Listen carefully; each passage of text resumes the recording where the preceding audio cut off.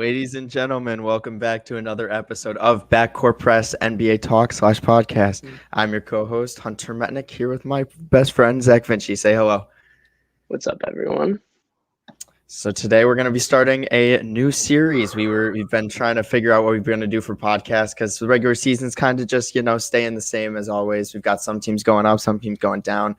The New York Knicks are the 4th seed in the East. I don't think anyone saw that come, but hey, I'm happy for Knicks fans. They deserve it. But on a different note, we're going to be starting a new series today where we're going to be ranking all 30 NBA franchises from worst to first. This will be a 3-part series starting today with the worst, with the 30 through 21 range, because the worst to the worst. Exactly. Before we get started, thank you all for tuning in. If you do tune in, make sure to comment. I'll throw your comments up on the screen, and we'll discuss some things you have to say. Try and keep the comments relatively on topic with the team that we're going to be talking about, because we're not going to get to 20 NBA teams today, which, that might be a little annoying, but you got future podcasts to talk about them. Before we get started, follow us on Instagram. We've been very, very active on the Instagram page that we've recently started at Backcourt Press. We got a bunch of different series and stuff going on. We've been grinding out that, so please show that some love. Follow us on Instagram. Along with that, follow us on Twitter at @BackcourtPress_, and subscribe to the YouTube channel. I've been trying to post more. I've been working on a documentary. That's why I haven't been posting as much, but that will come out shortly. So, without further ado, if you don't have anything else to say. Well, I got a special post coming up on Backcourt Press I've been working on the last couple of hours, so I'm pretty excited to release that.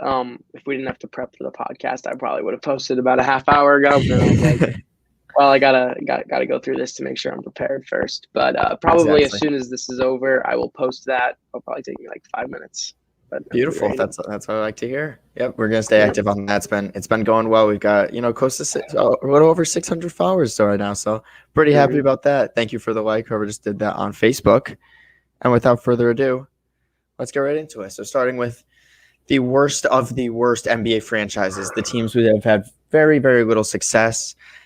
And one of them isn't even trying to turn it around right now, as they are one of the worst teams in the NBA as we speak. The 30th and worst franchise in NBA history, I think this is undeniably, is the Minnesota Timberwolves. 0 titles, 0 NBA finals, their playoff record of 18-34, win percentage of under 40%, and a playoff win percentage of under 35%.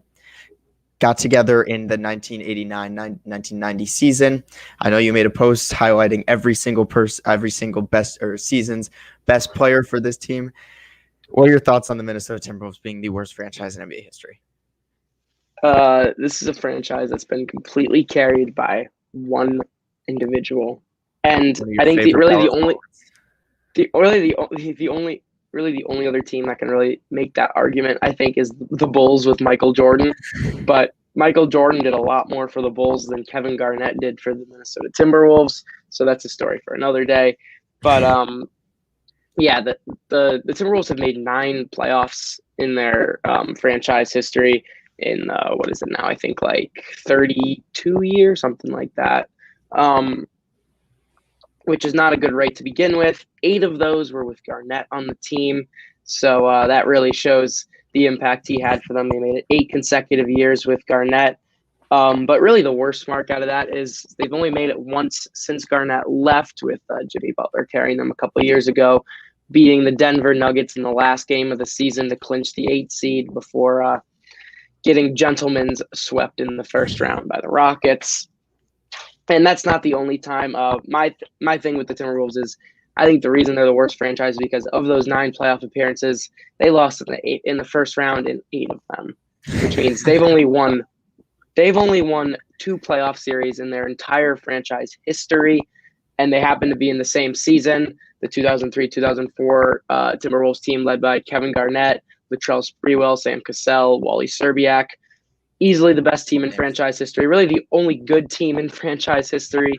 When you can say that there's really only been one good team in this entire franchise's history, that's a pretty pathetic franchise. I completely agree. And I was looking up the greatest players in Timberwolves history to see what names were there. And honestly, the 3rd and 4th best names that I found was Karl Anthony Towns, who is still an extremely young center and not even arguably not even a top 3 center in the NBA right now. And then the fourth best player that I really found was Jimmy Butler, who had played 57 games for that franchise and then said, I don't want to be here, and left. So that's got to say something about what this organization has been throughout their years. They had a great Kevin Love kind of spree where Kevin Love became the player that he was during his Minnesota Timberwolves days as one of the best rebounders we've seen, and just became a great stretch four in his time in Minnesota. But other than those two great power forwards that you talked about in KG and Kevin Love, this team has not had a lot of success. But they just fired Ryan Saunders, so they are looking to go on the uprise. What are your thoughts on that?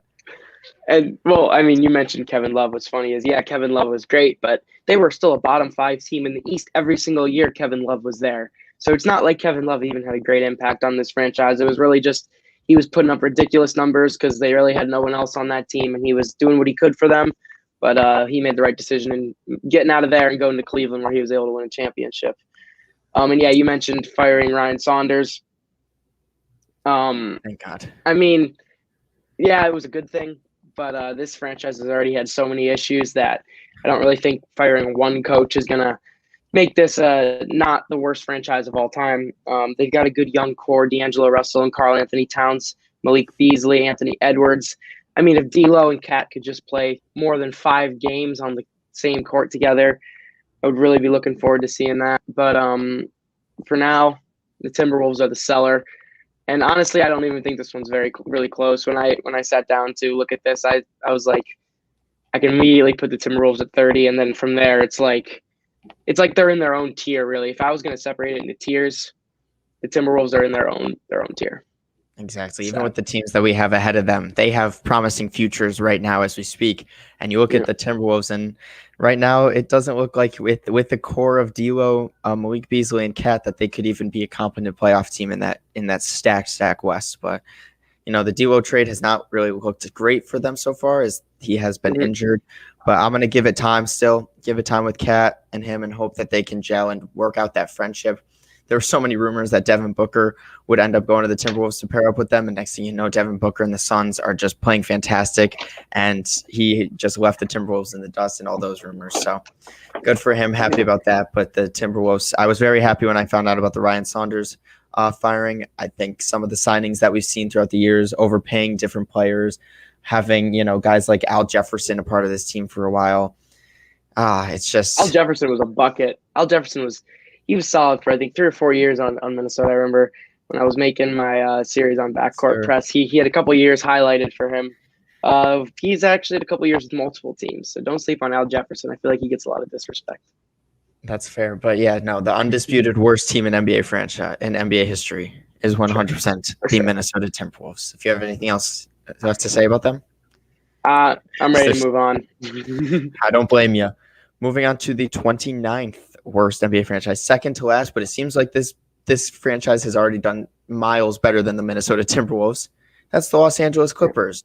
Right now, with Kawhi Leonard and Paul George looking to make some playoff push. Unfortunately, we saw last year that they were one of the most disappointing teams in NBA history, as they were so hyped up with their free agency acquisitions.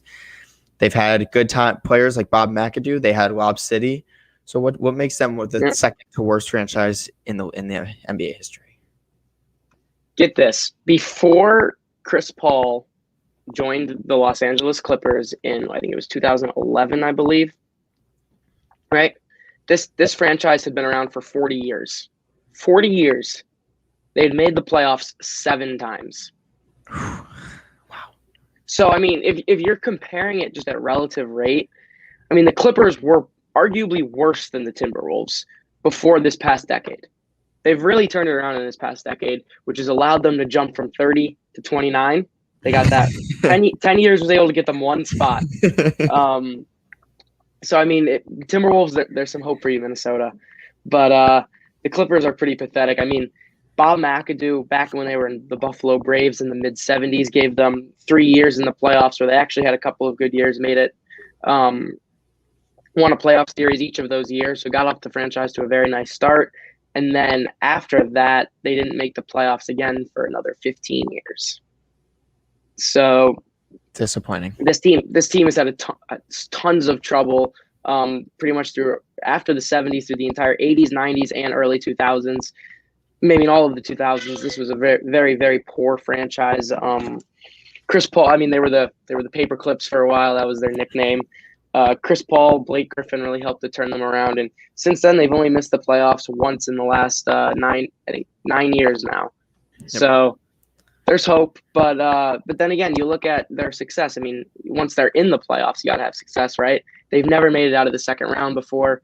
Never. At least half the time they've made the playoffs, 8 of their 15 playoff appearances, they've at least won in the first round. So they have a much better playoff success rate than the Timberwolves do. But never even making it to the conference finals is a really, really poor mark. One of the few teams that have not been able to do that. Yeah, I mean, you look at some of the most disappointing things. I think everyone was so excited for Lob City and for them to possibly make it to the NBA Finals with Chris Paul, Blake Griffin, and DeAndre Jordan when DeAndre Jordan was in his prime and a competent center in the NBA. Yeah. And you look at their success and the fact that they couldn't even make it out of the second round just really blows, especially with Doc Rivers. Possibly people were saying, oh, it's Doc Rivers. He's the issue. Well, he's in Philly now having an incredible season. His success in Boston even could show that. So I don't know what it really is with this team. You know, Chris Paul's always been a winner, but this really, those Clippers years can kind of bring down his resume and possibly push him outside the top 6-7 point guards in all time just because of how high the expectations were for that team, and they never made any noise. I mean, I have a little challenge for you to show how bad this franchise is. I want you to name me a couple of good Clippers players in the 80s and 90s. Let me think. Elton Brand was 2000s. 2000s.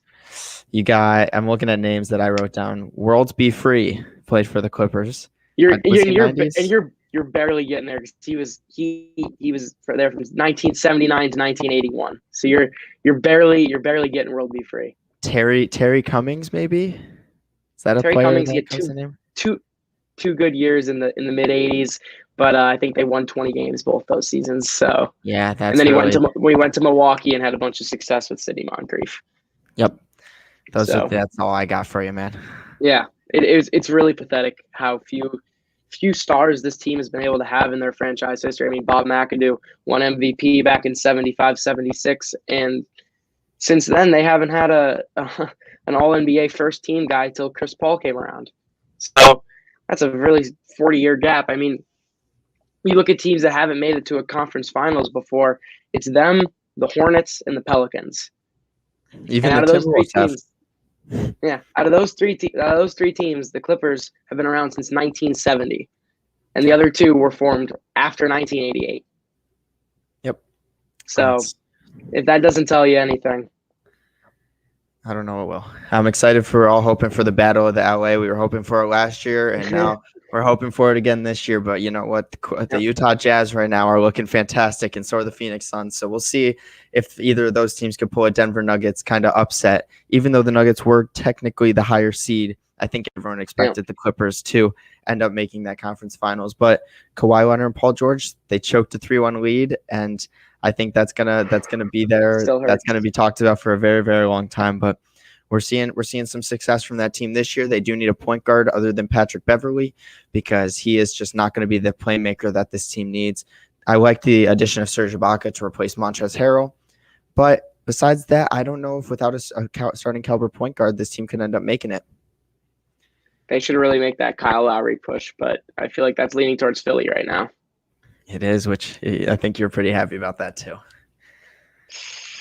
Not gonna lie, I'm pretty thrilled about that if Kyle Lowry lands in Philly, as long as it doesn't take away Ben Simmons' minutes at point guard because Ben Simmons has been on a tear lately. Yeah, so that's it. Pretty much the end of our Clippers talk. Second to worst team in NBA history. And if we're gonna talk about Chris Paul, let's move on right to our next team, the New Orleans Pelicans, whose best player in NBA history is arguably Chris Paul. So, what do you have to say about the Pelicans so far? I mean, Chris Paul and Anthony Davis. Name me another superstar from the New Orleans Pelicans franchise. I don't know if you can. You had Drew Holiday for a little bit. If you could count him a superstar in his time, and hey, Zion and Brandon Ingram. Yeah. Hey, Lonzo Yeah. Ball's been playing incredible recently.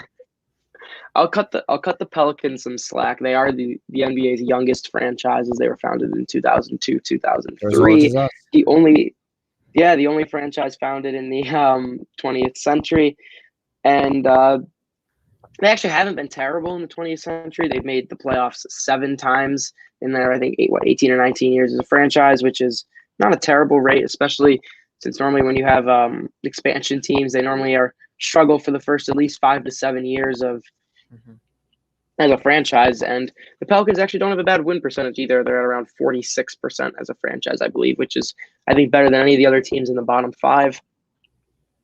What, again, really hurts them is big name players and the fact that they've only advanced out of the first round twice in their franchise history. Like the Timberwolves, they've only won two series in 2 playoff series, which is a very tough mark for a team. Give Just them to some get more time. swept by Steph Curry. Yep. Very, very true. Even all those years with Chris Paul, they were never able to make it out of the second round. It's pretty sad, but they got plenty of time as a franchise. They're very young. Zion is hopefully going to anchor them for the next 10 years. The only place they can go is up.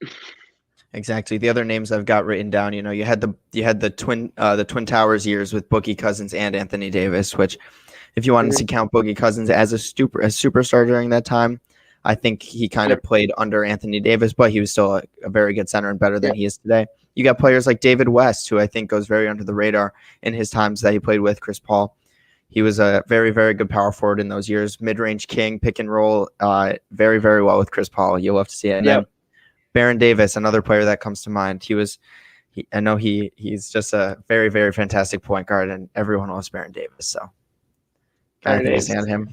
He was a walking bucket back in the day, man. The Charlotte Hornet franchise missed out on him when they moved to New Orleans because he was really turning it up in his last few years in Charlotte, and then he was probably the best player in New Orleans for the first couple of years before Chris Paul came along.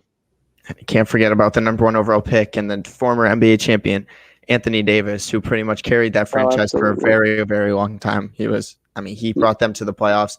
He really turned this whole franchise around. If you really look at it, if they had drafted Michael Kidd-Gilchrist with that first overall pick, as he was second, I'd love to see this franchise possibly being the worst. So thank God for Anthony Davis to bring your team up twice. Yeah, I was looking at, like I said, the Timberwolves was a lock for 30th. When I was looking at 29 and 28, I was a little back and forth between the Clippers and the Pelicans, but I ended up giving it to the Pelicans just because, the Clippers were at the cellar of the Western Conference for like 30 years. The Pelicans, while they've had less. They've won 2 playoff series. The Clippers have won, I think, was it 8? I said.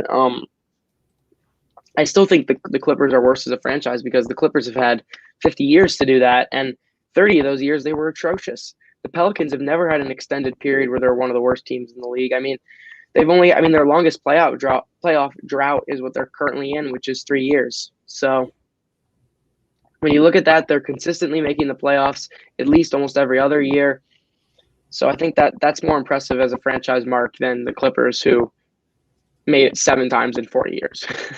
Yeah, you look at this Pelicans team. At least they've drafted well. You look at the Clippers; they have had so many bad draft experiences, and there's just so many different players that you could name that they passed up on. That really just is very, very disappointing for this franchise. But for the Pelicans right now, with one of the best big men in the NBA, as we could speak, and the one-time All-Star Zion Williamson, along with Brandon Ingram, who was a previous All-Star. And technically, I guess you could say he was an All-Star snub.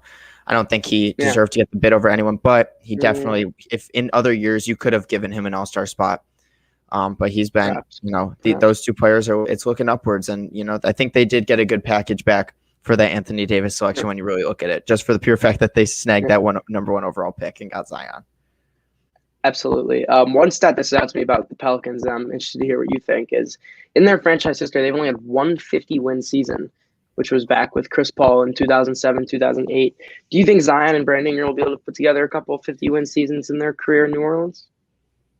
If Eric Bledsoe is the shooting guard of that team, the answer is no. They're going to need to really put some better players around them. I know Lonzo Ball, they finally decided to put him at point guard and move Eric Bledsoe to the shooting guard, and you could see how incredibly different it put Lonzo Ball plays. He's averaging, I believe it's like 17, 6, and 5 in his past 8 games on incredible efficiency. A lot of people gave up on Lonzo Ball, but when you really got to watch him play and see, not only is his offense okay now, it's definitely gotten better as he's gotten the ball, but his defensive presence for this team is something that they need. They have an ISO star in Brandon Ingram, as we all know. They have a bucket getter down low, one of the strongest guys in the NBA right now in Zion Williamson.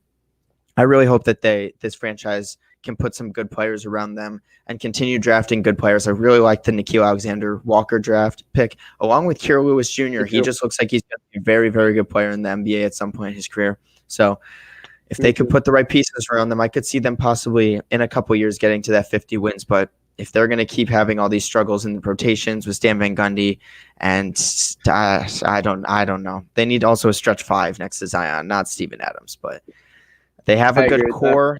Have to put the right players around the core. That's my opinion on this team. I agree. Ready to move on. Yes, sir. Moving on to the next team, the Charlotte Hornets. We're going from number 1 overall pick and biggest hype guy to the biggest hype guy in this year's rookie class, which is LaMelo Ball, who's been absolutely incredible for this team. Charlotte's been one of my favorite teams to watch this season. But if you look back at their history, 44% win percentage, made the playoffs 10 times with a 36.5% playoff record. What are your thoughts on the Hornets and putting them at 27? It's sad that the Hornets name is attributed to 2 bottom 4 franchises, isn't it? First, you got the New Orleans Hornets, 28. Now the other half of that franchise at 27. I think the split might have hurt them if they'd stayed together as one franchise. It could have been maybe different, but the Charlotte Hornets are really, really dragged down by the period known as the Bobcats period, which is, I mean, if you were looking at the Charlotte Bobcats as their own separate franchise, I mean, I think that's 30. I mean, that's even worse than the Timberwolves. I agree. What the Hornets do have going for them is the period from when they became an expansion franchise in 1988 to before them moving to New Orleans in 2002.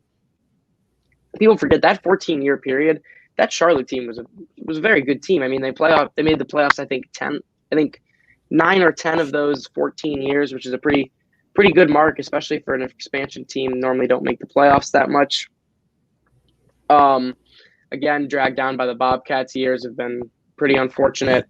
And they've only made the playoffs twice since becoming the Charlotte Hornets. Only once again. Since becoming Charlotte Hornets again. Recent history, the 20th century, has not been kind to this franchise, and that's what really puts them in the back, in my opinion. Yeah, I mean, you look at players' names that pop up when you're talking about the Charlotte Hornets. Kemba Walker's got to be the first one you talk about. One of the top scorers of this time, but 0 success for the team. Kind of just, the Kevin Love for the Timberwolves putting up great numbers on a really bad team with no one else. Then you go into those 90s players and Larry Johnson, Glenn Rice, Muggsy Bogues, players like that kind of carried this franchise for a very, very long time. And, I wrote down Gerald Wallace and Emeka Okafor because those 2 players on those Bobcats team were just awful. I mean, I believe one of the worst records, if not the worst record in all of NBA history, goes to the Charlotte Bobcats. So 2011-2012 Charlotte Bobcats, Gerald Henderson and TJ Augustine were their 2 best players. Very, very unfortunate. The lockout season keeps them from maybe have been a little bit better, but it also could have had the worst 82-game record of all time, which would have been even more interesting to see. I've been talking about with each franchise playoff series wins. This team has won 4 playoff series in their franchise history. So, again, more than the Timberwolves and the Pelicans, which keeps them above them. But, again, this is the third of the 3 teams that's never even made it to a conference finals before. So I feel like that's what keeps these bottom 4. The bottom 4 is the Timberwolves, who we've talked about, are pathetic, and then the 3 teams that have never even made it to the conference finals before, which is very unfortunate for a franchise. Again, the Hornets are a little bit less pathetic than the Clippers because they've been around for about 20 less years, and they look like they could be on the ups right now. I don't know what you think about LaMelo Ball. Michael Jordan made a good draft selection. It seems like he's been a pretty bad GM, and then next thing you know, Gordon Hayward comes here. Everyone thought he would be overpaid, but he's been playing. He's been playing to the money so far, and really carrying this franchise to be the playoff team. Scary Terry Rozier. The trade for Kemba Walker right now is sign and trade is looking fantastic. Getting that young player. He's been a great shooting guard option. His catch and shoot, I've been loving it next to LaMelo Ball. And another player to look out for, PJ Washington. He just had a 42-point game the other night, his career high, and he looked like he couldn't miss. They've been running him as a small ball 5 recently, which I don't know what to think about that. I still think Andre Drummond, I've been saying it, go to Charlotte. But, they've got a really, really good young core. I like the Martin brothers, if you know about, I believe it's Cody and Caleb Martin. Cody. Yep. And they've been fun and exciting. And Malik Monk finally got playing time, and he's really showing that he can be a bucket getter sometimes and not just a Deion Waiters type player. So Charlotte Hornets. Wow, you make the Deion Waiters comparison. Is there another reason you make a Deion Waiters comparison with Malik Monk? Not at all. That's funny. You got it. I was just looking at this, which is also pretty insane. Since moving to New Orleans in 2002, the Hornets franchise has only had one season where they've won a playoff game, which was 2015, 2016, I want to say. Yeah, 2015, 2016 against the Miami Heat in the first round. Okay, the Miami Heat, good team to be in the first for one game in the first round. Yeah. But moving on. That's tough. I mean, I just think that, that's incredible. Only 1 year since they revived as a franchise. That's tough for the Hornets fans. It almost makes me want to put them below the Pelicans if we're looking at that. But man, they're lucky that they had those 90s years with Alonzo Mourning, Larry Johnson, Glenn Rice, Eddie Jones, Del Curry, Kemba Walker. Those are some exciting teams, man. Those alone keep them afloat. But yeah, that's all I got for the Hornets. Moving on from one young point guard in LaMelo Ball to another young point guard. This team's been on the uprise recently, barely missing out on the playoffs last season, are the Memphis Grizzlies, sitting at the 26th worst franchise that we have in the NBA. One of the worst win percentages that we'll see, with a 41.4% win percentage as a franchise, only making the playoffs 10 times. But they had those years with some good players, and Mike Conley, Zach Randolph, Zebo, and Marcus Gasol, the defensive player of the year that 1 year, even though defensive player of the year, but didn't make all defensive first team. Little interesting to think about, but what are your thoughts on the Memphis Grizzlies? I think the only thing that keeps them afloat above the Hornets and the Pelicans is the fact that they've been to the Western Conference Finals before. And not only that, in a very tough Western Conference too. I mean, the 2010s Western Conference has been absolutely loaded pretty much every single year. Easily been the tougher conference. Charlotte's been playing in the East, which has been the Eastern Conference for the last about 12 years. Yeah. And the Grizzlies have been battled out in the West. And in that time, I mean, this franchise was really dragged down by those earlier years in Vancouver. I know they had some really, really cool jerseys, but they also went their first 8 years as a franchise without making the playoffs. And they had some really, really poor win percentages, which you really hate to see as a franchise. Then, I mean, you hit the 2010s and they make the playoffs for 7 consecutive years. So, I mean, they had really one good era that's really kept this franchise afloat. I know Pau Gasol was pretty decent for them in the early 2000s, but they had the 2010s Grizzlies team was a top 5 team in the Western Conference pretty much every year, which at no point in any of those other 4 franchises' histories have they been a top 5 team consistently in the conference, besides maybe the Garnett Timberwolves. But again, we've addressed all the other Timberwolves problems.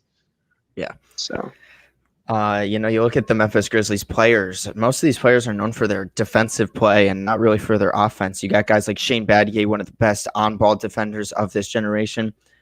Tony Allen, all defense, no offense at all, but a player no one wants to go up against. And then you got, Zach Randolph and Marcus Gasol, 2 very, very solid defensive big men of their day. And even Mike Conley has been a good guard defender throughout his career. But right now, they're looking on the uprise. They got John Morant, what looks to be one of the best leaders in the NBA already, in his short career. He's been fantastic and electric. Then they paired him up with another young player that I think everyone's high on in Triple J, Jaren Jackson Jr., who has been a little bit pretty injured throughout his career so far. But when he's been on the court, he has been a difference maker. Even guys like Jonas Valanciunas on this team so far, Grayson Allen, young guys like that. I think this team's only on the uprise. And although they probably won't end up making the playoffs this year, if they were in the East, I'd say differently. But because they're in the stacked West, it'd be very hard to make the playoffs. But John Morant and Jaren Jackson Jr., this team's only looking up right now. Absolutely. I agree with you 100% on that one. The Grizzlies have had a fantastic rebuild since their playoff dominance in the West. I don't know about playoff dominance, but regular season dominance in the West for 7 straight years. They had a nice quick rebuild, only 3 years, and they're back in playoff contention again in the West, which shows that their competency as a franchise. Like I said, it always takes some time for a franchise to get going. The Grizzlies had their tough early years, but they've been right up there with some of the best Western Conference franchises now that they've really found their footing, and I think they're only going to be on the rise from here on out in the franchise rankings. I completely agree. From one team that's on the rise to another team that's incredibly on the rise recently. A couple years ago, they made one of the worst trades we've ever seen in NBA history, trading for Paul George and Kevin Garnett and giving up pretty much Jason Tatum, Jaylen Brown, and all these other incredible young players.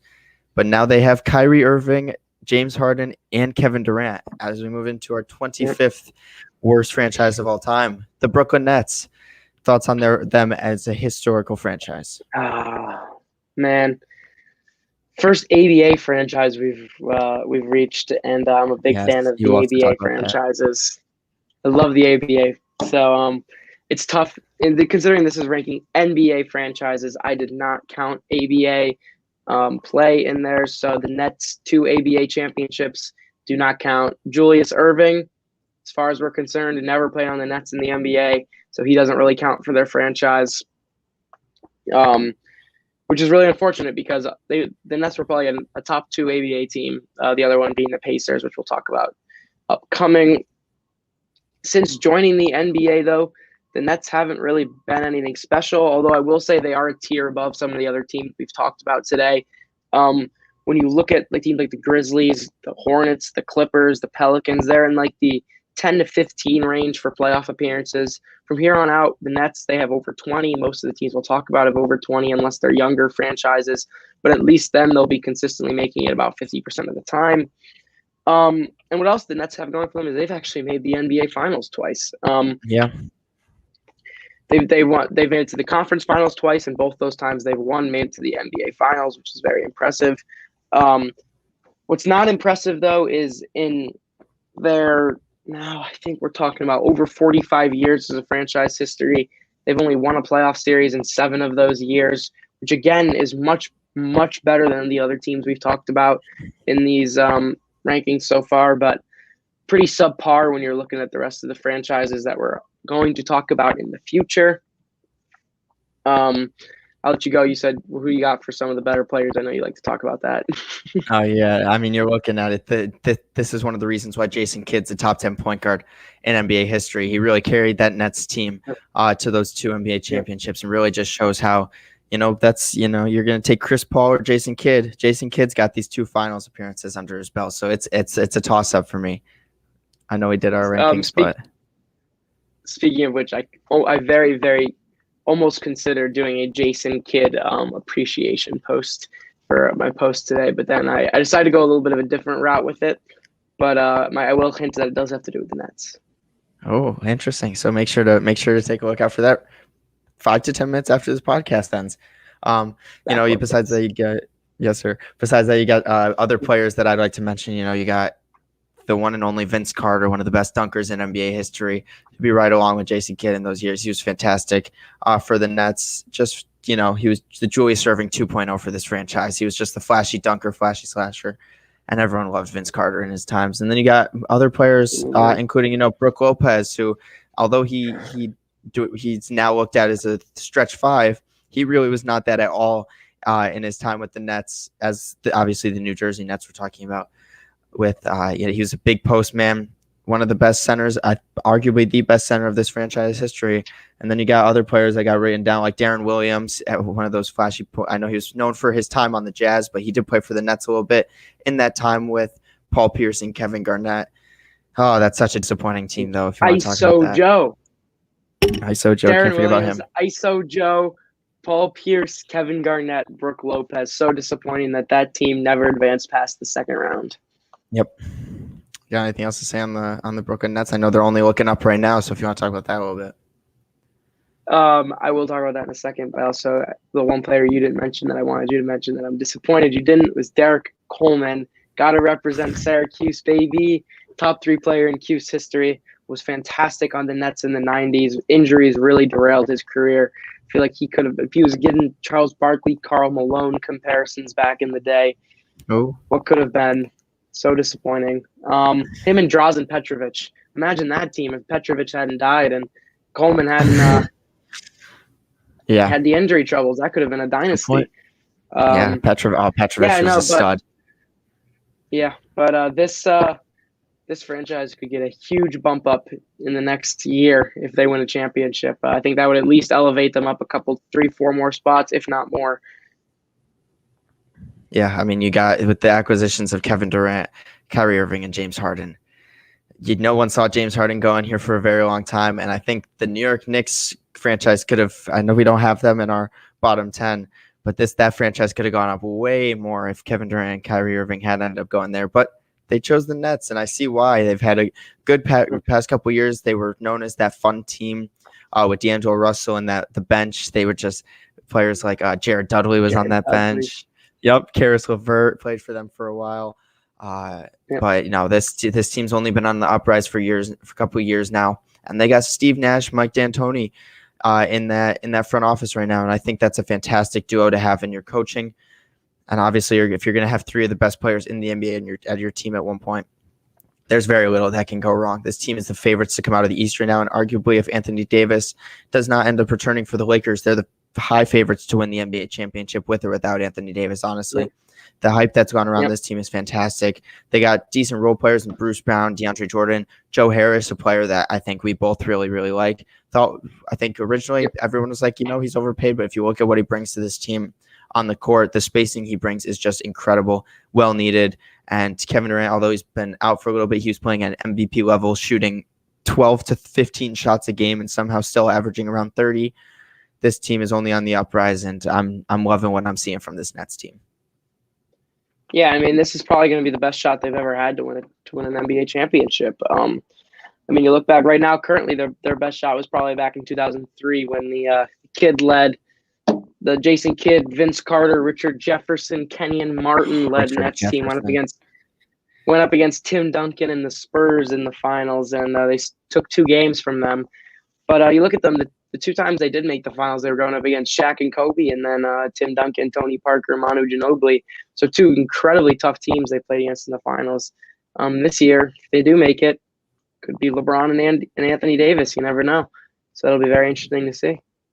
Or the other team we talked about earlier, the Kawhi and Paul George led Los Angeles Clippers. We got 2 teams that are in the bottom 5 in our rankings. 2 bottom 5 franchises.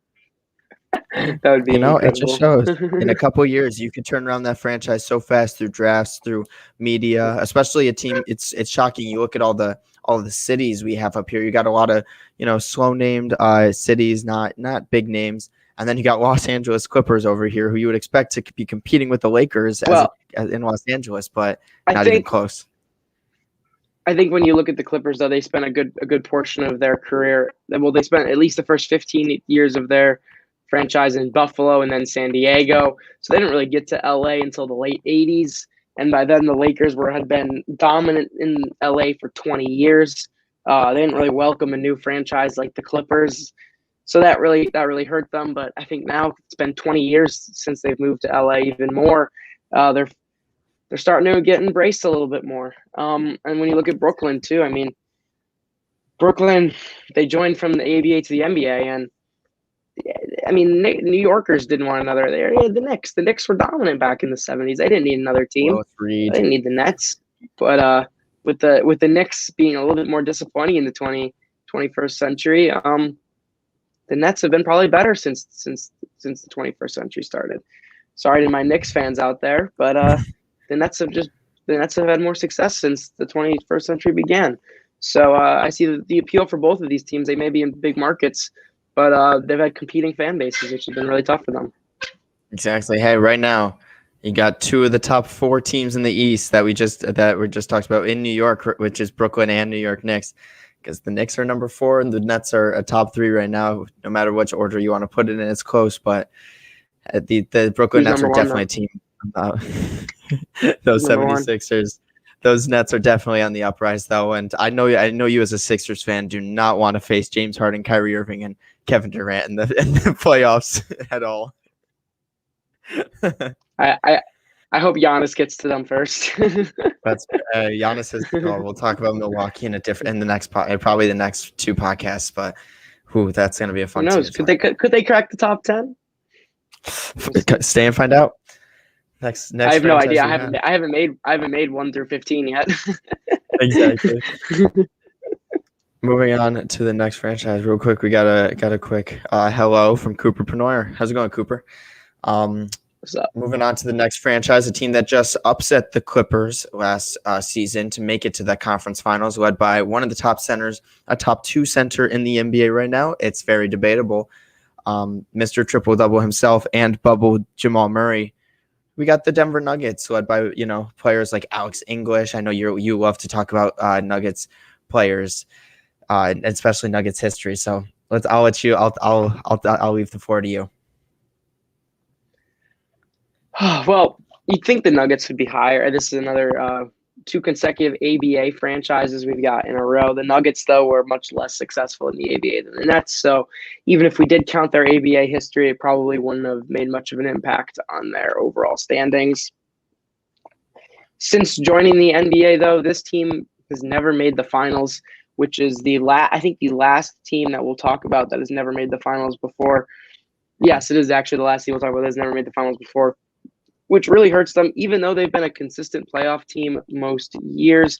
I know you've been rattling the numbers off for the win percentage, but they actually have a 49% win percentage, which is definitely the highest we've talked about yet, right around a 500 franchise. What hurts them, though, is under 40% playoff win percentage. This is a team that has had a ton of great talent over the years. They make the playoffs nearly every season, and they just really disappoint every year in the playoffs. That's really what it comes down to. I mean, you look at the talent they've had. In the 70s, you had David Thompson and Dan Issel. In the 80s, you had Alex English, Kiki Vandeweghe, Fat Late Lever. In the 90s, Dikembe Mutombo, Alfonso Ellis, Mahmoud Abdul-Rauf, Antonio McDyess. The 2000s, you had Carmelo Anthony, and now in the 2010s, you had Nikola Jokic. This has been a team that has had a ton of great talent. They've really only had one stretch where they weren't really good. They had like an 8-year stretch in the late 90s, early 2000s where they were consistently missing the playoffs. But if you take that out, they've been a playoff team almost every other year. They've been a franchise. The Nuggets they've been consistent. They've been consistently good. They just haven't been able to get it done in the playoffs. Exactly. We've seen a lot of that so far, but this team's definitely been the best regular season team I think we've talked about so far, which really does put them ahead by far. And you know what? Last year they beat 2 3-1 leads to make it to the Western Conference Finals. Although you could talk as much as you want about the bubble, Jamal Murray and Jokic really did carry this team, along with the really role player that they're missing right now in Jeremy Grant. This team's really they're kind of on the down go right now for the pure fact that they were a top 3 team in the West consistently last year, including at the end they end up being the second best team in the West. In this season, they've barely been able to crack top 6 because the West is just so loaded with all these different players. But I'm going to take Jokic if I want to start building a team right now. Jokic has to be in the top 5 to 10 range, in my opinion, to start a franchise with. He has been fantastic. You look at this team's drafting. They've made a lot of weird draft and trades. I know they did it for both Rudy Gobert, drafted Rudy Gobert, ended up trading him to the Jazz, drafted Donovan Mitchell, traded him to the Jazz. I know Yusuf Nurkic was a big part of this team for a lot off the bench. He ended up going to Portland and becoming a very, very good center. So you look at their drafting, they could have made some different moves in the front office, but they've always had a pretty competent team. And as you said, with 26 years in the playoffs for their career, that's pretty good, although they've barely had any success. Yeah. Another thing I think is very impressive about them is they've made the Western Conference Finals 4 times throughout their career, but which is obviously much more than any of the other teams we've talked about so far. And what's also impressive about that is this was 4 completely different teams. They made it once in the 70s with David Thompson and Dan Issel, once in the 80s with Alex English and Kiki Vandeweghe, once in the late 2000s with Carmelo Anthony and Chauncey Billups, and then again last year with Nikola Jokic and Jamal Murray, there's very, very few franchises that have had that level of success at pretty much every decade. So I definitely give the Nuggets some bonus credit for that. Yeah, real quick, I'm just going to acknowledge this comment. Thoughts on the Pacers' struggles? Pacers are they're soon. coming up We'll get there pretty soon. In a couple minutes. Got any last words on the Denver Nuggets before we move on? No, I think, if they're going to make it to the finals one of these years, it's got to be in the next 5 to 10 years. I mean, they've got Nikola Jokic, which is really all you need. He's the type of player that he can carry a team to a championship. He just needs the right pieces around him. I think Denver needs to do a better job of getting those pieces around him because I don't think they have a good enough team right now, especially defensively, to get them there. Jamal Murray's a fine second star on a playoff team, but they need a lot of other good role players to really complete this roster that they don't have right now. Yeah, really quickly, actually, right before we got on the podcast, I was scrolling through Instagram, and I can't tell if this person was being serious or not, but they posted top 5 defenders in the NBA right now. Top 5. They have Ben Simmons at 1, Rudy Gobert at 2, Miles Turner at 3, they had Jimmy Butler at 4, and they had Jamal Murray at 5. I don't know if I've never really looked at Jamal Murray as a very, very good defensive player in the NBA, but hey, I want to ask you, have you seen that before? Or what are your thoughts on Jamal Murray as a player? I've actually watched Jamal Murray a little bit this season, and he hasn't really impressed me that much on the defensive end, so that's a little bit surprising to me. Even if you just look at the defensive win shares, I just pulled them up for the Nuggets. He's third on their roster in defensive win share, so it's not like he's carrying them defensively at all. Even I'm looking at some of the other advanced statistics here.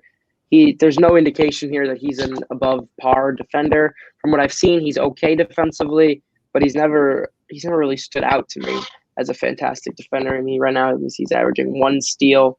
I don't know. That's surprising to me that someone would have that. Me too. Trust me, I was pretty shocked when I heard about that. But yeah, that'll wrap up our Denver Nuggets talk. Moving on to a different team that has had some extreme struggles over the past recent decade, and a team that we have just absolutely just gone off on in recent podcasts. One of the oldest franchises in the NBA, though, starting in 48-49. We have the Sacramento Kings. Give me your thoughts on, they got players in their franchise like Oscar Robertson, Mitch Richmond, Chris Webber, Jerry Lucas, Tiny Nate Archibald. Let's hear your thoughts on the Sacramento Kings as a franchise. So, right, you take out, they had a very, very good period from 1999 to 2006, right? And then they had a great period pre-80s, back in the 50s through 70s. They were very good too, right? Mm-hmm. You take those 2 periods of their franchise and you remove them. They've made the playoffs twice. And that's roughly a 35-year period. Yep. I mean, you got to give the Kings some credit. I mean, it hurts me to put them all as high as 23, honestly, because you know how much I dislike the Kings franchise. I think they're just atrocious, and I think they've ruined so many players' careers.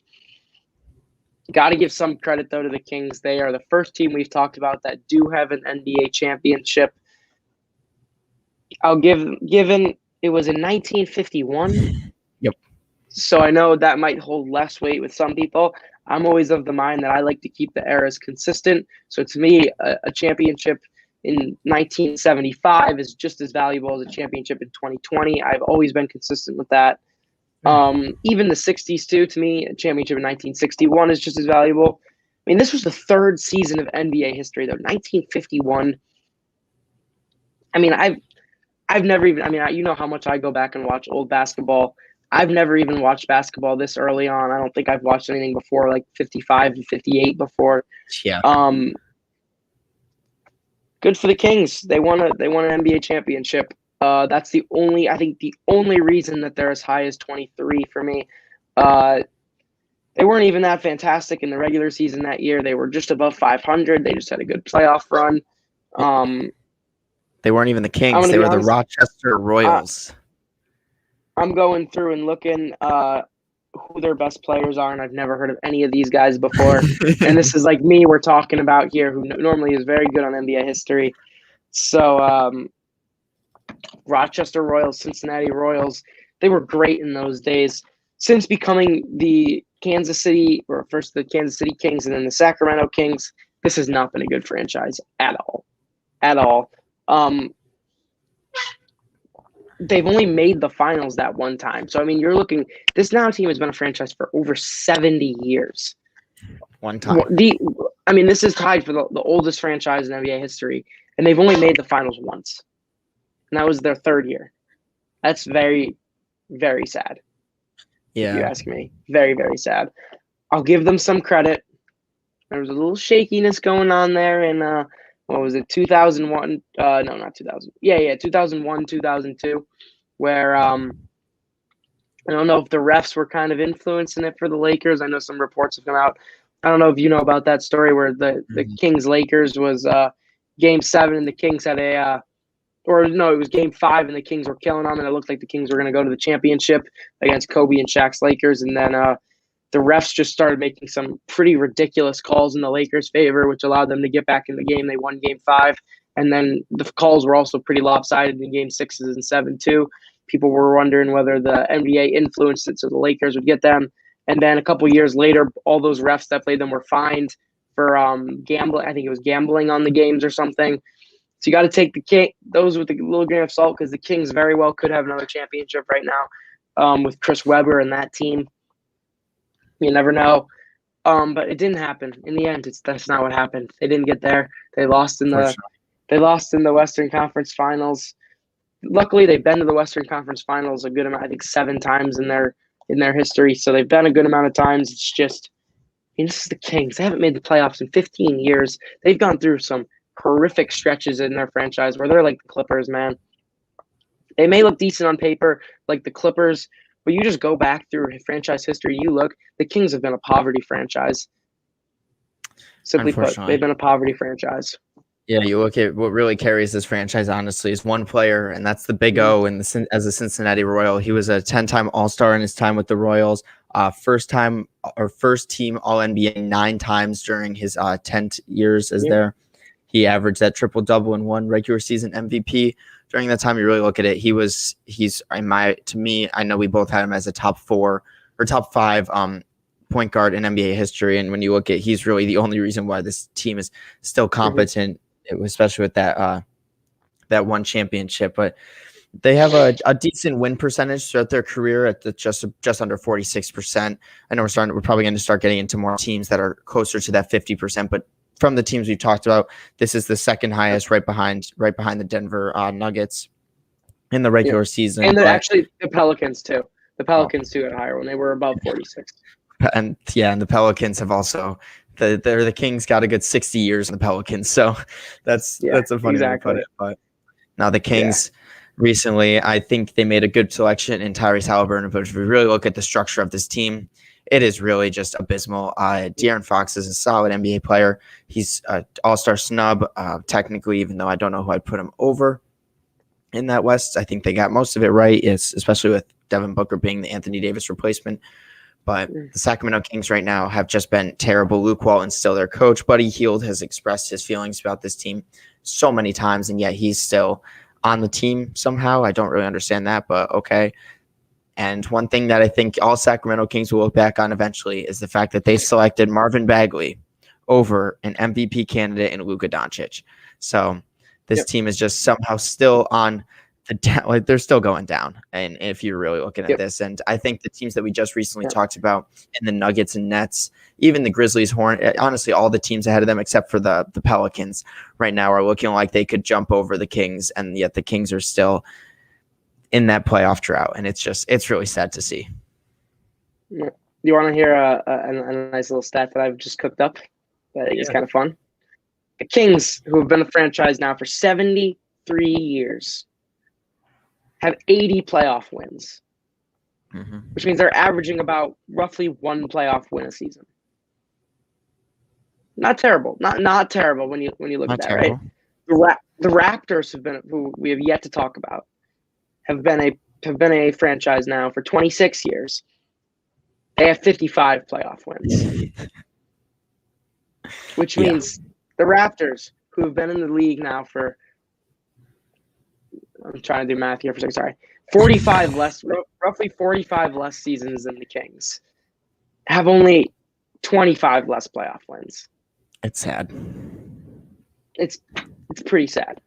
It's pretty sad. It's rough. I hate to say that, but it's bad.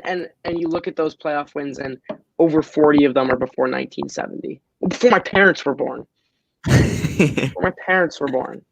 Yeah, Kings fans, don't worry. You got Luke Walton coaching your team to change it all around. So, gosh, I feel bad for Kings fans. I was hoping that the Kings would keep making that push. I know I made a post on Backcourt Press about a week ago talking about how the NBA is just a game of runs. The Kings were on one of the hottest win streaks this season. They won like 8 or 9 in a row, and everyone was like, "Oh my God, this team's finally clicking." Harrison Barnes is looking okay for his contract. Marvin Bagley might not have been a bust, and next thing you know, they go on like a 8-9 game losing streak now or something, and they're right back at the bottom of the West. And it's extremely disappointing as a franchise. I'm shocked that they haven't made any front office changes in a very long time. You would expect them to after 15 years of missing out on the playoffs, but honestly, when you made your list and I saw it 23, the first thing that came to my mind was just like, how? With the problems that I've seen in this team's front office, I know, yes, if you cut out the 50s, this team is probably still very low team. So I feel bad for Kings fans, and I hope that eventually they can finally turn it around. I mean, now that you mentioned that, I'm just going to take a look. You cut out the first 10 years of this franchise's history, right? You're cutting out 5 of their playoff series wins, 6 of their playoff series wins, and as a franchise, they've won 14. Wow. So you're cutting out nearly half of their playoff series wins. Bottom five, possibly 3 franchise of all time. They're already bottom 8. Yeah, exactly. You cut out. I mean, that's unfortunate. That's really sad. Yeah. I swear, let's move on. We've trashed the Kings so much at this point in our podcast. I mean, I hope none of us ever apply to get a job with the Kings, because they're going to take a look at some of this and be like, "Oh my God, these kids hate us." Exactly. Let's move on to the last 2 teams that we're going to talk about today. These 2 are a toss-up.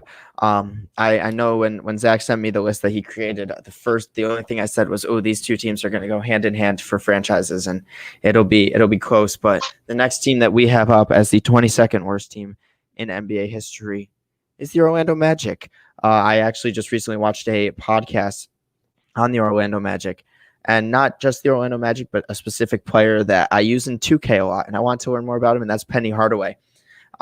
His time, that's probably the best times that they've had. They had the 1 year that Dwight Howard took them all the way to the NBA Finals, which is still absolutely incredible when you really look back at it, for a center in that time period to be able to carry a team to the finals is just amazing.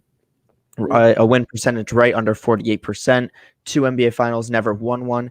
And if you look back at the 1995 NBA Finals run, that's the team that I'll talk about a little bit, which was the Penny Hardaway and Shaq team, where Shaq, I believe, let me think, the Magic landed on the first overall pick, and they were deciding whether to draft Chris Webber or Penny Hardaway. And Penny Hardaway was not the selection that they made. They actually drafted Chris Webber. And then next thing you know, Shaq called up the Magic and said, "Since you drafted Chris Webber, I want to be out. I want to get traded." And the Orlando Magic immediately traded Chris Webber away to the Golden State Warriors for Penny Hardaway to keep Shaq around. I think that duo could have been, they were supposed to be what Kobe and Shaq were if it wasn't for injuries. And they had a little bit of different chemistry issues in that season. But they went into that 1995 NBA Finals when Michael Jordan was just coming back. I watched the documentary, and Penny Hardaway said we were the clear favorites to win that finals series. There was a 32-year-old Hakeem Olajuwon team. This team was not supposed to be. The Orlando Magic had all the momentum going into the series and got swept by the Houston Rockets in that finals. So I think that's going to really hurt this franchise. But you look at other players including T-Mac. I know he's one of the players that will come up a lot. Got Nick Anderson, Grant Hill, Jameer Nelson, fun little players like that. And right now, Nikola Vucevic, and this team has been a middle team for the past couple of years. So I want to talk a little bit about that history because I love Penny Hardaway. I think he's a really, really underrated player. But besides that, what else do you have to say about the Orlando Magic? I'm looking at the Magic history, and what prompted me to put them in the bottom 10 really is, yeah, they made the finals twice, and they're the first team I think we've had on this list to make the finals twice with like two different types of teams. I know we had the Nets make it twice also, but that was 2 consecutive years. The Magic had 2 completely different rosters make it 2 different years, and they're the only team in the bottom 10 to have done that. Even the next team we're going to talk about has not done that. But then you really look into it. Neither time were they really a threat to win it all. I know you just mentioned they were the favorite going into that Rockets series, and then Hakeem just completely swept them. They didn't even look like a challenge to that Houston Rockets team in that series. And then in 2009, they were gentlemen swept by Kobe Bryant and the Lakers. And again, they were just so outmatched in that series. It looked like pretty much of a cakewalk for Kobe and the Lakers. I also think that was really the start of what is become the Eastern Conference. Back in Dwight Howard's that was not a very strong Magic team. But again, you look at who they played against in the Eastern Conference leading up; they weren't playing great opponents either. So that's why I had them a little bit further back. On the plus side, though, they actually have made the playoffs more than half of the time in their franchise history than not made it, which is definitely a plus for them. You can't considering really able to say. We haven't said about any other team besides I think Denver was the only team we could say that about too. But again, Denver never made the finals, so you got to give Orlando some credit there. But they've also, when you look at when they made the playoffs, they've advanced out of the first round only 5 of their 16 playoff appearances. I know you said they did make the finals in 2 of those. But that's still not a great mark to only have a playoff series winning team 5 times in your 30 years as a franchise. Without doubt. It's a good mark, but not a great mark. When it really comes down to it, when I'm looking at the Magic, this has been a very mediocre franchise, I think. In their years, they just haven't been a franchise as long as a lot of these other teams. And that's what hurts them. If the Magic had this level of success since 1970, they'd probably be more up in near the teens. But they've only been a franchise since 1989. And in that time, they've been probably a very mediocre, probably right in the middle, 15th, 16th best franchise since they've been around. Unfortunately, their lack of history bumps them down a little bit lower. Exactly. Not much to say about that. I like talking about the present day teams for the teams that we're talking about. Not much to say about the Orlando Magic. They seem to be a team on the down low right now with Vucevic kind of carrying this franchise. And neither of us had him as an all-star in the podcast where we talked about it. I think it was a pretty deserving spot, though, as he did end up making the All-Star game. He's kind of carried this franchise now for 4 or 5 years, so you'd have to put him in probably top 10 Orlando Magic of all time. But besides that, it's been hard to be a Magic fan. You've just, they've been known to make to make the playoffs as the 8th seed, beat the number 1 seed in the first game of the series, and then lose the rest of them. That's happened, I feel like, now for 2 or 3 straight seasons. So this team, they drafted Cole Anthony. I don't know how much that's going to really help them in their future. John Isaac, I think, has the potential to be a Defensive Player of the Year candidate at some point in his career, if he could be on the court, though. They've got Aaron Gordon. I still don't know what they're going to do with that. Just an interesting team. I don't see this team, unless they go full rebuilds in a year or two. I don't really see this team making any noise in the Eastern Conference, even though it's the Eastern Conference and they have a chance of making the playoffs. They've won it in the last 10 seasons. They've only won a total of 5 playoff games in those 10 seasons. So they haven't really been a franchise that's been a positive on the upper end in the last 10 years since Dwight Howard left. So they'll definitely be looking to get back on track. Exactly. So the other team that we want to throw in with them is the team that we were back and forth between with the Orlando Magic and the Indiana Pacers. Ziad just made a comment on the Pacers. We'll get into the present-day Pacers in a little bit. I know you love to talk your ABA days, so let's hear what you have to say about the Indiana Pacers. Me and my ABA days. Yeah, I think this is the correct me if I'm wrong, but I think this is the first franchise we've talked about that has over 500 win percentage Yes, it of is. all time. So obviously that's definitely a big plus if you're looking at franchise rankings. To me, a huge portion of that is just going to be overall win percentage. If you win more games than you're losing as a franchise, that's a good thing. So the fact that a net positive win percentage is in the bottom 10 is a little surprising. But when you're looking at the rest of the Pacers franchise history, it's not altogether surprising considering they don't have a championship. And they've only been to the finals once, which in a franchise that's been around for about 45 years in the NBA, that's not the best mark to have only been there 1 out of 45 times. I like to talk about my ABA guys. The Pacers were the best team in ABA history. Mel Daniels, Roger Brown, Freddie Lewis, George McGinnis. This team had so many studs in the ABA. I mean, my favorite thing is George McGinnis played in 3 seasons in the ABA. His last one, he won MVP, averaging I think like 29, 14, and 7.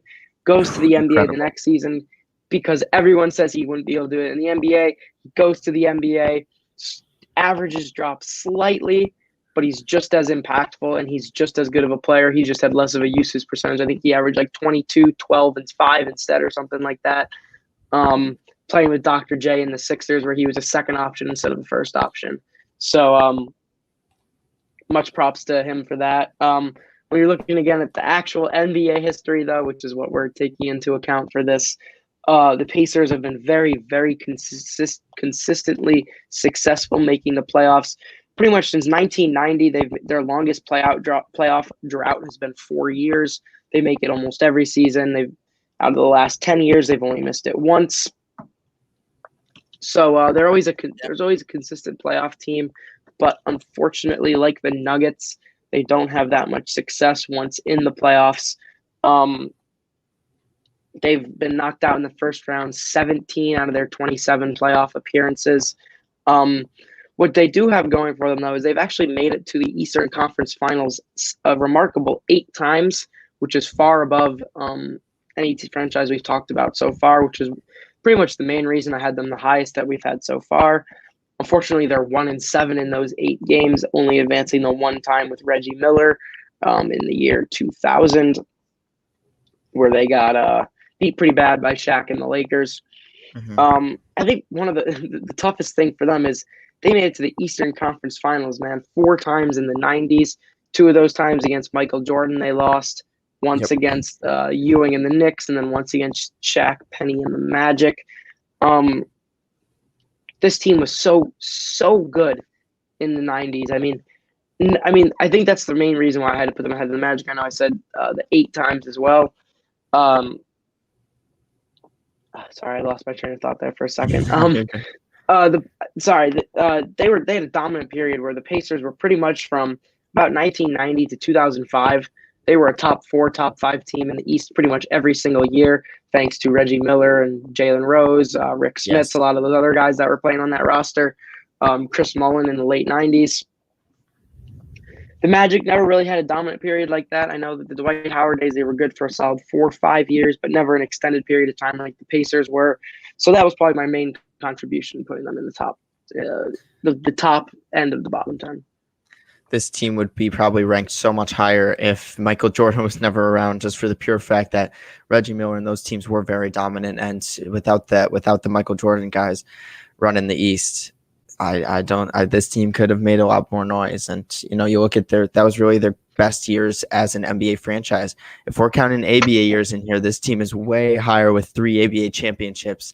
Just being, as you said, probably the best ABA franchise that we've ever seen. But the team in the 2000s has been a decently competent team, especially in the early 2010s, even to now, when they had the years of the Paul George, Lance Stevenson, Roy Hibbert, Danny Granger years.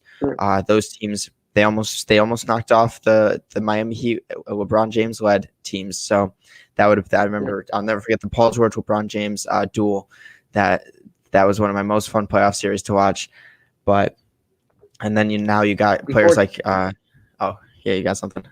I was going to say, unfortunately, since then, since that last time they played them in 2014 in the Eastern Conference Finals. They've not won a playoff series since then. They've been knocked out in the first round for 5 consecutive years. Yeah, exactly. But hey, with this team kind of on the uprise, I know right now they're struggling, as Ziad mentioned. But if you're going to trade away Victor Oladipo for what seems like nothing right now versus the fact that Karis LeVert is not playing yet, Victor Oladipo is a big part of this team. Even with TJ Warren going down with injury, they're very much relying on the Holiday brothers and Doug McDermott to replace a very good scoring TJ Warren. I mean, we all know about Bubble TJ and how incredible he was then, but to me, Malcolm Brogdon and Domantas Sabonis, both all-star caliber players this season. I really like their coach. It's very hard to pronounce his name, so I'm not going to try to. And Miles Turner's been a very good defensive center this season. But when this team gets completely healthy and they get a starting 5 of Brogdon, LeVert, TJ Warren, Sabonis, and Turner, I think this team could really make some noise in the East if they don't have to go up against Jimmy Butler. And with TJ Warren and Jimmy Butler's feud like last year, that was pretty funny to watch. But yeah, I mean, they have their all around best player in Sabonis. They have their near all star level point guard in Malcolm Brogdon, and they have their top defender in Miles Turner. They just don't have any of their scorers playing right now, which is really what's hurting them. With Karis LeVert and TJ Warren, who are supposed to be their top 2 scorers, both missing time due to injury. I want to say missed Jeremy Lamb, I think, is still injured, if I'm not correct. Yeah, he's been out for he just hasn't really been making an. Hold on, now I want to look that up because I'm not 100% sure. I don't think he. Oh yeah, he has been playing. He just hasn't been as impactful as I thought he'd be. Yeah, I mean they're trying to have him be Karis LeVert. So yeah, he's only played about half the games this year though, unfortunately. So, and when he's playing, he's only averaging about 12 points per game. He's not as good as Warren and Karis are, so they need those 2 back on the court for sure. Exactly. I like where their direction is headed, though. It seems like, we got other teams in here like the Magic who seem to stick with their core and still always be bad. But the Pacers are always going to be with that core, especially when they get their scorers back. They're going to be a competent playoff team and a team that's just really well rounded. That's the best way to put it. And so, I was very happy about the Victor Oladipo trade swap for Karis LeVert. I don't think the Pacers would have been the team to pay Victor Oladipo this offseason. And to get a young scorer back like a Karis LeVert, I think is really going to help them out in the long run. But I don't think this team is going to ever be a championship team with this core. So maybe they stick around with it and keep, adding mid-tier players. But I don't know. What are your thoughts on the Pacers lineups right now? They're not going to win a championship with the squad they've got right now. They need a superstar. You put a superstar forward with the team they have right now, and they are the best team in the East. You replace TJ Warren with a guy like, I know, obviously you put a guy like Kawhi Leonard, Kevin Durant, even like a guy like Jason Tatum, top scoring forwards. You put a guy who's that impactful offensively on this roster with a healthy Brogdon, a healthy LeVert, a healthy Sabonis, Turner. That's a championship team. They're just missing that one top 10 player that they need to surround with all these other really good talents, and that would be it. I mean, it reminds me. It would almost be like, I think, like the 2011 Mavericks, like Dirk Nowitzki, who was a top 10 player in the league, surrounded by a bunch of other really, really good role players. Not even role players, but like really other good talents. I mean, Jason Kidd, who was an all-star the prior year. Tyson Chandler was an all-star the year after. Guys who were like right near all-star level, and just a bunch of them. I feel like that's what the Pacers could do. They just need to land that top guy. Kind of like the 2019 Raptors, if you really think about it. I mean, they were the same way. Yeah. You mentioned Kawhi as being an impactful player, but no, I completely agree. I'm interested to see what this team does because they have been struggling recently. But when you're trying to replace TJ Warren and Karis LeVert with Jeremy Lamb and Doug McDermott, that's never going to work out for you in the long run. But in a weak Eastern Conference, I believe they sit at the 5 seed right now. Oh, they actually fell. Oh, wow. They fell way out. They're out of the playoffs. Yeah, they've been on a really Oh, bad my God, streak. dude. You gotta be looking at the Eastern. You gotta be looking at those Eastern standings every single day because it's just like the 4 through the 11 is just like jumping like every single day. Like like one game you could fall. I mean, the Celtics went from 10 to I think what they are 6 in one day. The Pacers dropped from I think 5 to 10 in one day. So like, it's crazy out east. I mean, you look at the Pacers, they are very, very lucky. The Bucks decided to choose Eric Bledsoe over Malcolm Brogdon when they had that choice because, I mean, Malcolm Brogdon, you put him on the Milwaukee Bucks team right now, that is going to be a very interesting team. They probably wouldn't even need Drew Holiday as much as they were told they do, and they might be able to have 5 first-round picks under their sleeve. Yep. But they don't, and they don't even. And the Milwaukee Bucks, although they're looking good, that team could definitely use a player like Malcolm Brogdon. So, yeah, there you go. There's our 21 through 30 worst for NBA franchises or bottom 10 NBA franchises that we were going to talk about. Stay tuned for next time when we discuss our mid-tier, teams, the 20 through 11, and then we'll do our top 10 the next podcast. And then right after that, we'll resume our regular season talk as we always do, but with it kind of dying down, except for that middle tier Eastern Conference, as you mentioned, because I mean, you look at it, the Heat, Celtics, and Raptors all have the same record, and then the Knicks are 1 game above, and the Hornets are 1 game behind. So there's 5 teams right there that are just right around there, and it's been fun to watch, especially with the MVP race has been exciting. The Rookie of the Year race looks very, very one-sided right now towards the player that we both really liked at coming out of the draft. Fortunately, he's not on my Warriors, but I still have hope for James Wiseman. And we've been, hopefully when we're done with this series, the Utah Jazz can finally fall off a little bit and our predictions can be right because they're still 27-8 right now, and they're making us look really bad. Got any last words to say about today's podcast? Wait until they find out when we put the Sixers and the Warriors in the top 2 for franchises of all time in our 3rd video. See how everyone reacts to that. Exactly. But hey, thank you to everyone who tuned in today. It's been fun. You got something? Yes, sir. I was gonna when I put the Celtics at 20 next week, then we'll really see. Oh, exactly.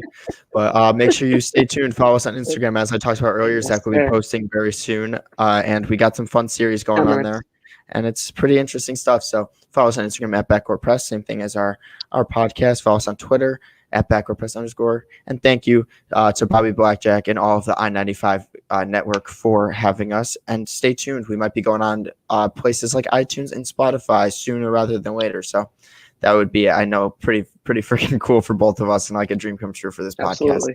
Absolutely. So thank you to everyone who tuned in, and we will catch you guys in our second part of the series next time. Peace out, everyone.